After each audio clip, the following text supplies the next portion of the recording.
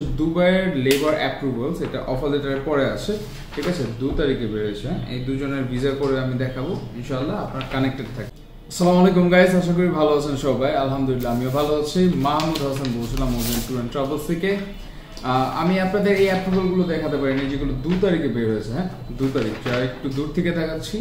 2 তারিখে এগুলো হচ্ছে দুবাইয়ের লেবার অ্যাপ্রুভালস, এটা অফার লেটারের পরে আসে, ঠিক আছে। 2 তারিখে বেরোয়েছে। এই দুজনের ভিসা করে আমি দেখাবো, ইনশাআল্লাহ আপনার কানেক্টেড থাকবেন। আচ্ছা, যারা এখনো পর্যন্ত অ্যাপ্লাই করছেন না দুবাইতে, সার্টিফিকেট যাদের কাছে নেই, অ্যান্ড তাদের কাছে কিন্তু ব্যাপারটা খুবই কষ্টের ব্যাপার হবে, যখন হয়তোবা 1 মাস চলবে, এটা হয়তোবা আরো 15 দিন চলবে, এরকমও হতে পারে যে কালকে বন্ধ হয়ে যাবে।